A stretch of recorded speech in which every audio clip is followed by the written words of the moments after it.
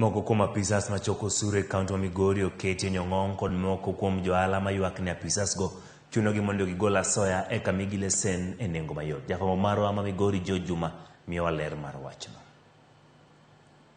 Piny owacho mar kaunti ma Migori dhi nyime kod chiwo lesen ne johala e kaunti ni. Chenro ni ma itimo chakruok mar higa kendo itimo kod apisas machoko osuru. Yuak nitiere ne mibadhi osebedo kokwako. Moko kuom johala yuak ni moko kuom apisas machoko osuru osebedo ka chunogi mondo gigol asoya eka gichulo omenda mar lesen man piny. Kidhi Nyasare ka johala yuak te, kidhi lain makani johala yuak te. Ng'e ni ang'o matimo. Wabiro chulo ma 4,000 kokuno kedwa piny gi kaunti ni mano timo.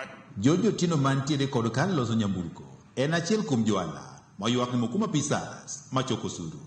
Otino bende osebedo ka chulo omenda maromo gana 21 mar lesen higa ka higa.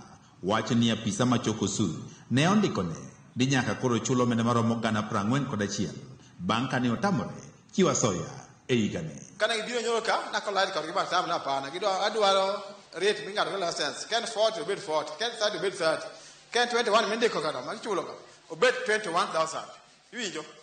Koro kana dagi golo bribe single for beach to trade license office obiro ka okao license ondiko alok 40,000 napok atimre nyaka kama nyaka nene. Ka penjo Tino 40,000 ng'ama dhi chulo.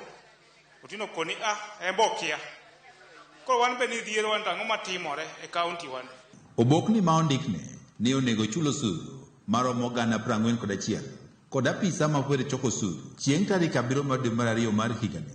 Kata kamano ne oduogo kawo kod apisas machoko osuru kendo miyo obok machielo mandiko ne koro onego chulo omenda maromo gana 21 odiochieng' manyoro bang' kane openjo kaka lokruok e omenda michulo obiro. Okinyi kane oduogo gikawo invoice mondik 40,000 ja koro gindike koro 21 kaka chulo pile macha gikawo gidhi ka ma 21 koro kuma gitere macha kia mibadhi ma kamano ok odwar ka amiyo kaunti ka we ka to dog joma kawo revenue gichamo pesa soya mane go nyalo timre giduogo kaunti piny kino chilo ti gin pesa gisawo so fuga igo. Johala yuak ne gikale matek e lwet mokum jochoko osuru ka giwacho ni moko kuomgi osebiro ka koro dwaro asoya kod wang' matek. Johala dwaro mondo piny owacho mar kaunti ma Migori koro keto kengi mar kedo kod mibadhi ma okwako sekta ma choko osuru e kaunti ni. Koro lokgi mondo jomoko obi ochak manyien. Ng'eni ng'ato kobiro manyien kamoro to luor ubiro tiyo maber, ubiro tiyo gawani maber magitieki. Okang' mar manyo duoko kawuok kuom piny owacho mar kaunti ma Migori